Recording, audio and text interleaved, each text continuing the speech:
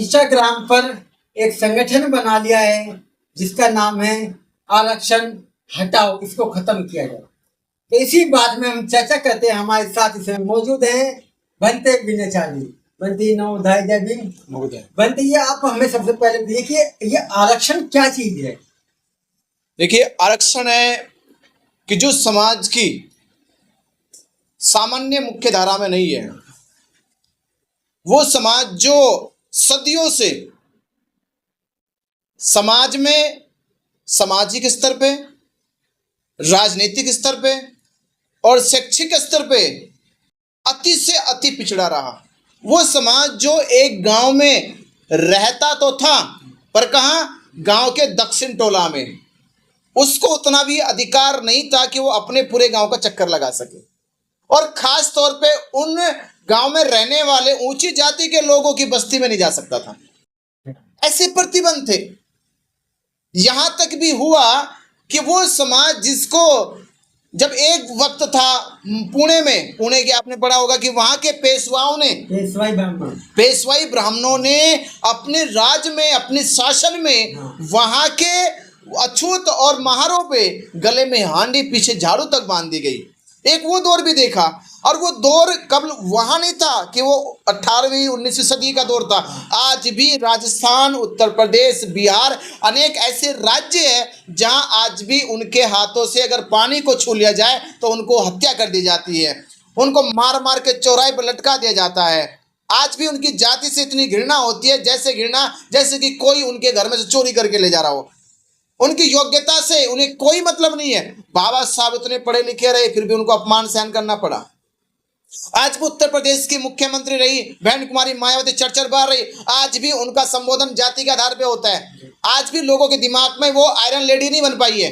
वो आज भी उत्तर प्रदेश की एक सबसे सशक्त मुख्यमंत्री नहीं बन पाई। क्या दलित मुख्यमंत्री बनी? दलित रही आज भी। यानी ये नहीं कह सकती कि देश की सबसे शक्तिशाली, सबसे सशक्त महिला उत्तर प्रदेश इतने बड़े राज्य की मुख्यमंत्री बनी। इतनी ताकतवर महिला को ताकतवर महिला नहीं कहते, दलित महिला कहते। ये जो आरक्षण है, ये है उस गैर बराबरी को कम करने का, कि समाज में वो स्तर पैदा हो जो अपने आप को ऊंची जाति के मानते थे, कम से कम उनका अहंकार टूटे।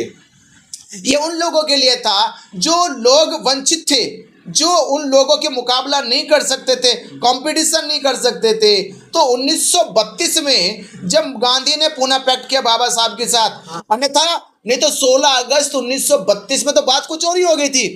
अंग्रेजों ने, उस समय के जो प्रधानमंत्री थे मैकडोनाल्ड ने ये घोषणा की थी कि धर्म के आधार पे, भाषा के आधार पे और जो अछूत लोग हैं उस आधार पे इनको पृथक निर्वाचन क्षेत्र दे दिया जाता है। जैसे मुसलमानों को पाकिस्तान मिल गया, साउथ वालों को भाषा के आधार मिल जाएगा, और जो दलित लोग होंगे, जो शोषित लोग होंगे, इनको इनके शोषण के आधार पे इनको अलग क्षेत्र मिल जाएगा। आप देखो, अगर ऐसा होता तो भाषा के आधार पे पूरा साउथ वाला हो जाता। ठीक है, धर्म के आधार पे पाकिस्तान ले लिया था मुसलमानों ने, सिखों ने पंजाब ले लेते, क्योंकि उनका भी धर्म के आधार पे था। बच्चे हम लोग, और हमारी संख्या उत्तर प्रदेश और देश में कितनी थी ये आप जानते, 22% से 25% आबादी हमारी थी। तो देश का 25% हिस्सा यहाँ पे आ गया, 25% हिस्सा दूसरी जगह चलेगा, 25% हिस्सा चलेगा भाषा वालों के पास, रह गया था 25% यहाँ पे। 25 में से भी संख्या के अनुपात में 85% बहुजन समाज है, तो इनके पास रह गया था 15%। तो हमने तो समस्या को, ये समस्या ज्यादा ना हो, राष्ट्र के लिए, राष्ट्र की अखंडता के लिए, राष्ट्र के सूत्रधार के लिए बाबा साहब ने समझौता किया। तो जो आरक्षण है ये कोई भीख नहीं है, ये हमारा अधिकार है। वो भी अधिकार तुम्हारा मार नहीं रहे हम, ये किसी की हकमारी है कि हमने किसी का हक मार लिया है। और इस संख्या के अनुपात में ऐसे लोगों का 22.5% हिस्सा देश में है, पर नौकरी अभी भी 11% मिली है, जमींदारी में अभी 2% भी नहीं है, एजुकेशन में अभी 1% नहीं है। तो कम से कम 12% वाला समाज अभी तो 22% में पहुंचा भी नहीं है। 52% वाला ओबीसी समाज अभी 27% का आरक्षण को ले रहा है। तो वो तो केवल अपना हिस्सा ले रहे। अगर नौकरी तो उनकी है, एजुकेशन तो उनकी है, राजनीति तो उनकी है, तुम्हारी तो हकमारी नहीं हो रही। तुम अपना हिस्सा लो, वो अपना हिस्सा ले रहे। केवल आरक्षण था कि इनका हिस्सा ना मारा जाए। ऐसे दबंग और ऊंची जाति के लोगों ने जिस तरह से इनको सताया था कि ये इनकी हकमारी ना कर ले, इनकी हकमारी को प्रोटेक्ट किया था। आरक्षण का मतलब है इनका हक इनको मिलना चाहिए। तो बनते जी, जैसे कि जनरल वालों को 50% जनरल का अलग ही कोटा होता है, और ईडब्ल्यूएस का सुदामा कोटा आ गया 10%, तो 60% हो गया। और मंदिर के अंदर पूरा 100% इनके पास, यानी कि 160% तो इनके पास आरक्षण है। उसके बाद भी इनको दिक्कत होगी है, क्यों? नहीं तो हम तो कह रहे, देखो हम कह रहे ना, अगर आरक्षण जो आंदोलन जिन्होंने चला इंस्टाग्राम पे, आरक्षण हटाओ आंदोलन, आरक्षण हटाओ, कहां से हटाओ, कहां से हटाओ? तुम्हारे घर में डाका डाल ले क्या? तुम्हारे खेत में फसल उगा रहे क्या? तुम्हारे घर पे पेड़ खड़ा कर रहे क्या? अरे हमारा देश और संख्या के अनुपात में हमें हमारा हिस्सा तो मिल रहा है।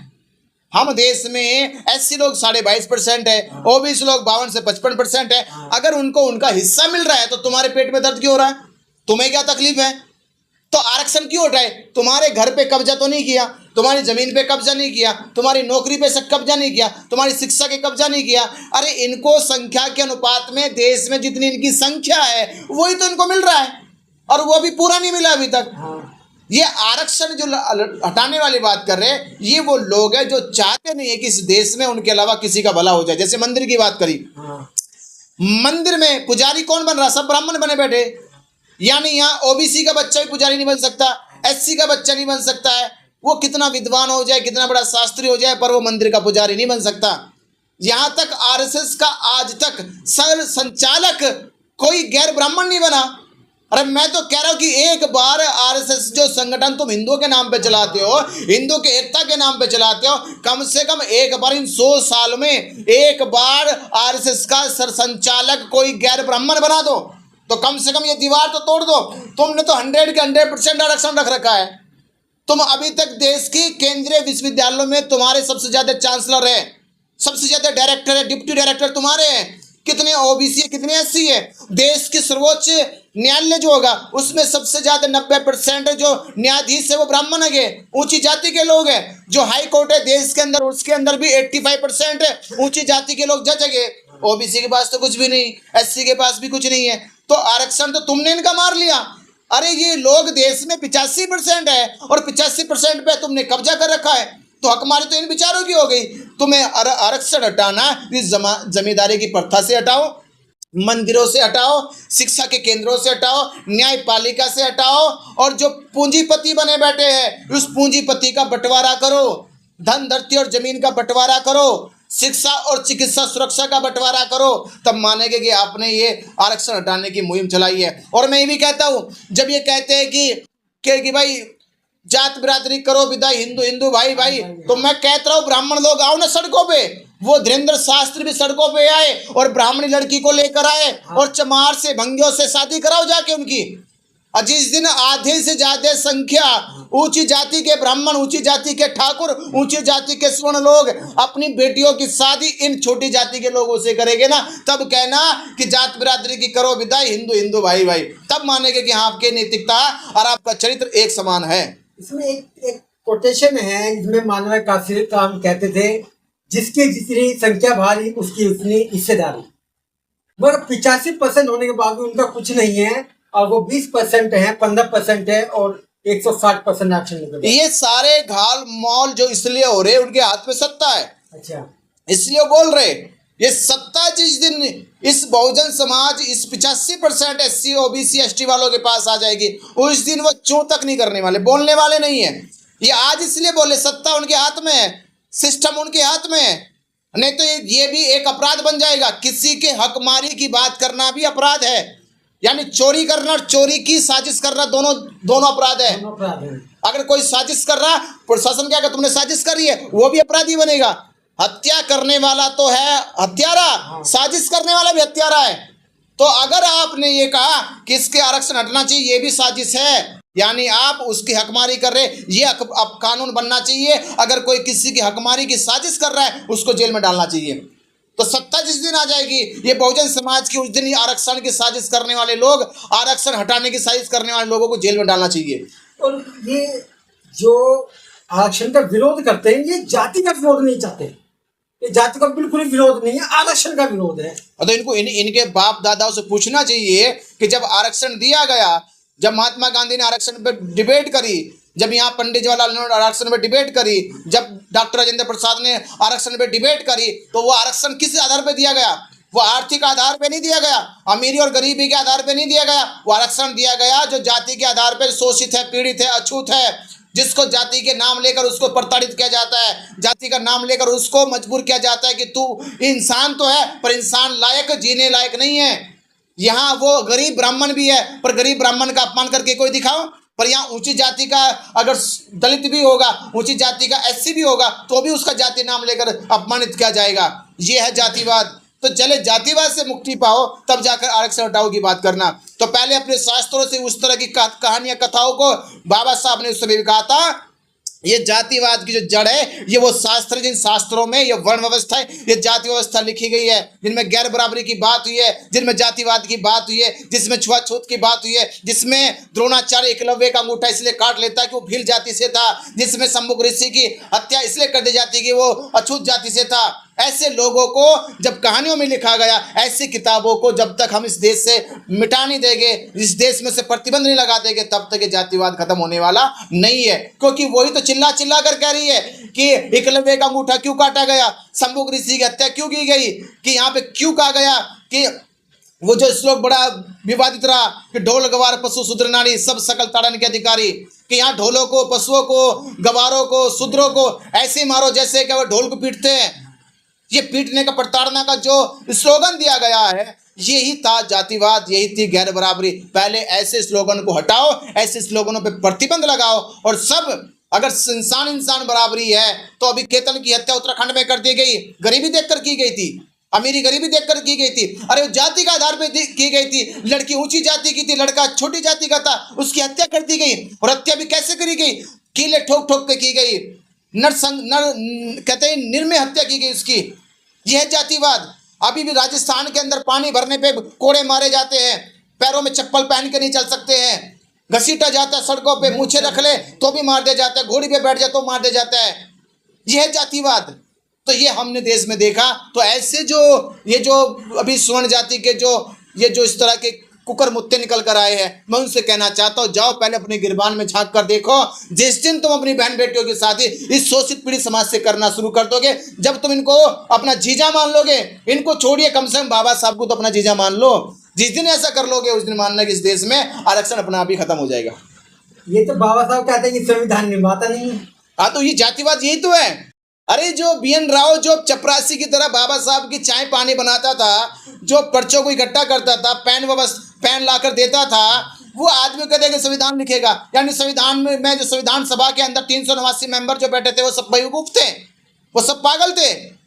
और जो पूरे देश के प्रधानमंत्री पहले पंडित जवाहरलाल नेहरू ने जो घोषणा करी, डॉक्टर राजेंद्र प्रसाद जो देश के पहले राष्ट्रपति उन्होंने घोषणा करी, उनके बाद लगातार देश का लोकतंत्र बार बार ये गवाही दे रहा है, इस देश का संविधान निर्माता बाबा साहब अम्बेडकर जी है। ये क्या पूरा देश झूठा है? क्या वो शास्त्र वो इतिहास झूठा है? जिस इतिहास में बाबा साहब अम्बेडकर संविधान सभा में चुनकर जाते हैं, जिसमें ड्राफ्टिंग कमेटी के चेयरमैन बनते हैं, ये क्या इतिहास झूठा है सब? तो ये लोग सब घृणित मानसिकता, जाति की मानसिकता से इस तरह का झूठा प्रचार प्रसार करते हैं। और बाबा साहब तभी कहते हैं कि भगवान अपनी 22 प्रतिज्ञा में कि भगवान बुद्ध विष्णु के अवतार है, ये इन ब्राह्मणों की चाल है। इन लोगों ने झूठा प्रचार कर करके ऐसा किया है, और वही झूठा प्रचार बाबा साहब के साथ भी कर रहे हैं। ये बुद्ध को तो पचाने की कोशिश कर रहे हैं कि विष्णु का 9वां अवतार है, ये बाबा साहब को क्यों नहीं पचा पा रहे? ये बाबा साहब 22 प्रतिज्ञा ऐसी देकर चले गए कि इनके जहां जितना आगे बढ़ेगे पैरों में किले ठोक दिए, इनके बड़ो किले लगेगी तुम्हारे, ऐसा जाल बिछा दिया कि तुम इसे भेद नहीं सकते, अब भेद जाल बिछा दिया। ये जब बाबा साहब ने बौद्ध धर्म की दीक्षा ली थी तो सब 22 प्रतिज्ञाएं दी थी। तो कहीं ना कहीं ये लगता है कि जैसे ही कोई बौद्ध धर्म की दीक्षा लेगा, कंपल्सरी है कि उसे वो 22 प्रतिज्ञा माननी ही पड़ेगी, वो उस रास्ते पर चलना पड़ेगा और देखना पड़ेगा कि उसके पास ताकत है नहीं है।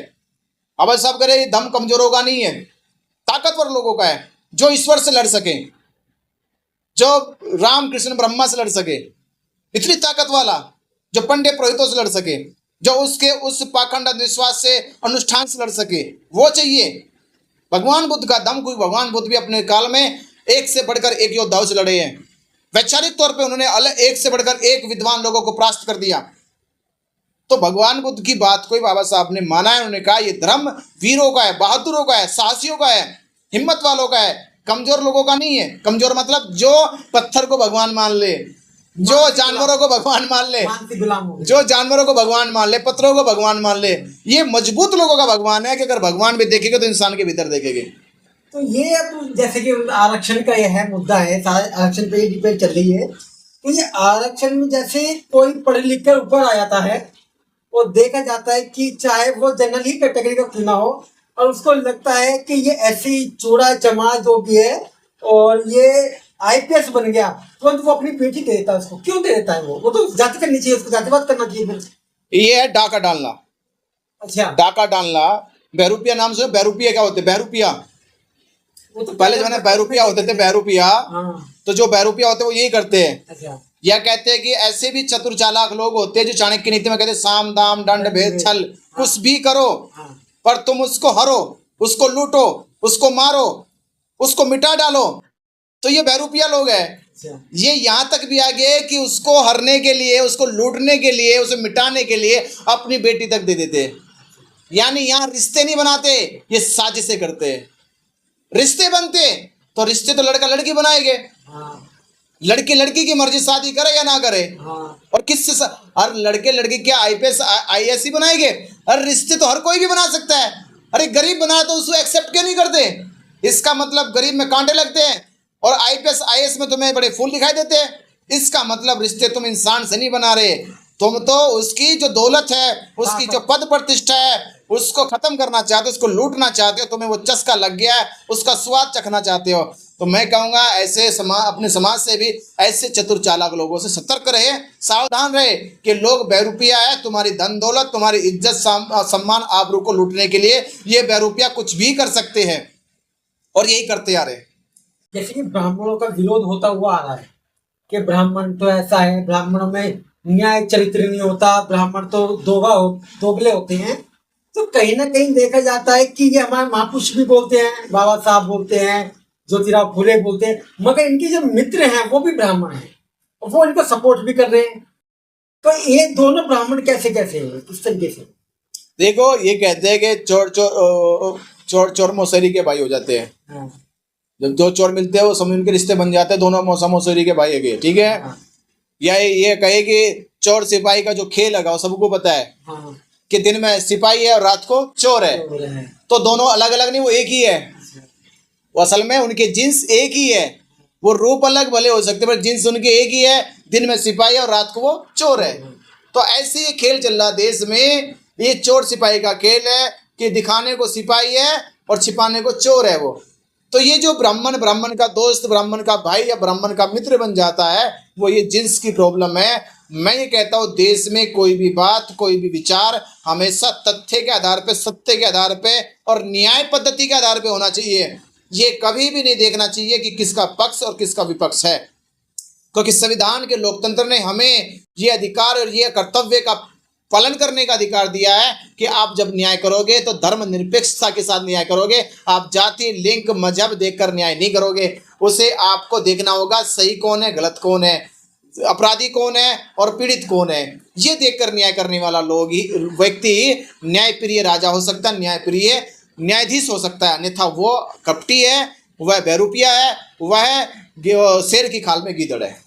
ये आरक्षण का विरोध हो रहा है और जाति का विरोध हो रहा है, मगर ये राजनेता जो हैं, जो राजनीति करते हैं, ये जाति को खत्म नहीं करते। ये क्यों नहीं कर रहे? भी मैं कह रहा हूँ जाति भी खत्म करो। जाति कैसे खत्म होगी? जिसने पेड़ लगाया तो पेड़ कौन काटेगा? वही काटेगा ना। तो जाति लगाई ब्राह्मण ने, ये ब्राह्मण का पोसा पद पेड़ है तो इसको तो काटना पड़ेगा। और कैसे काटेगा आदमी? जब पेड़ काटना होता है तो पहले अपनी मान मर्यादा गर्व त्यागना पड़ेगा, छोड़ना पड़ेगा। अरे जब कम से कम तुम मुगलों को यार रिश्तेदारी कर सकते हो, अकबर को जीजा बना सकते हो, जब आप औरंगजेब को जीजा बना सकते हो, जब आप कई मुगलों को अपना जीजा बना सकते हो, तो इस देश के जो मूल निवासी है उनको क्यों नहीं बना सकते? इच्छा से बनाओ ना। अपनी सभी सभाओं में कहो जाके अब से दलित हमारे रिश्तेदार है, अब जा रोटी बेटी का संबंध होगा, करो रिश्तेदारी। कौन जाति फिर कहाँ? आरक्षण खत्म हो गया। कम से कम आगे तो आओ। जैसे कि इस समय जो हालात इस समय चल रहे हैं और गंभीर मुद्दे भी आ रहे हैं, क्या जाति का मुद्दा इस देश पे मुख्य मुद्दा नहीं होना चाहिए? भाई मैं तो कहता हूँ जाति तो सब पे हावी है, इस्लाम पे भी हावी है, हिंदू पे भी हावी है, सिखों पे भी हावी है। अगर कोई रिश्ता करे तो धर्म पूछ के कोई नहीं करता। मुसलमान भी धर्म पूछ के रिश्ता नहीं कर सकते।